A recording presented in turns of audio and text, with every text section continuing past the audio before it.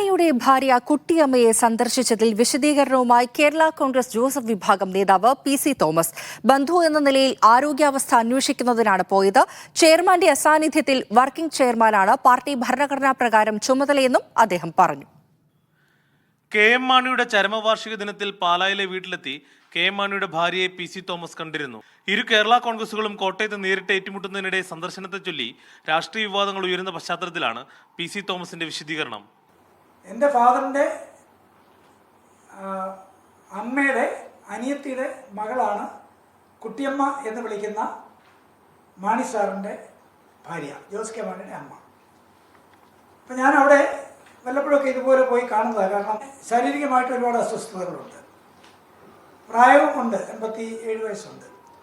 അപ്പോൾ ഇതെല്ലാം കൊണ്ട് ബുദ്ധിമുട്ടുന്ന മാണി സാറിൻ്റെ എൻ്റെ ആൻറ്റിയെ അമ്മായിയെ ഒന്ന് കണ്ടുകളയാം എന്ന് വിചാരിച്ചാണ് അവിടെ പോയത്.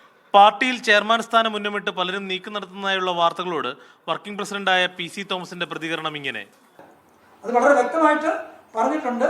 ചെയർമാൻ്റെ അഭാവത്തിൽ വർക്ക് ചെയ്യണം എന്ന് മാത്രമല്ല, ഏതെങ്കിലും കാരണവശാൽ ചെയർമാൻ സ്ഥാനം വേക്കൻ്റ് ആയിട്ട് വരികയാണെങ്കിൽ അന്നേരവും ചാർജ് എടുക്കേണ്ടത് വർക്കിംഗ് ചെയർമാനാണ്. പിന്നെ വർക്കിംഗ് ചെയർമാൻ്റെ ചുമതലയാണ് അടുത്ത തെരഞ്ഞെടുപ്പ് നടത്തുക എന്നുള്ളത്.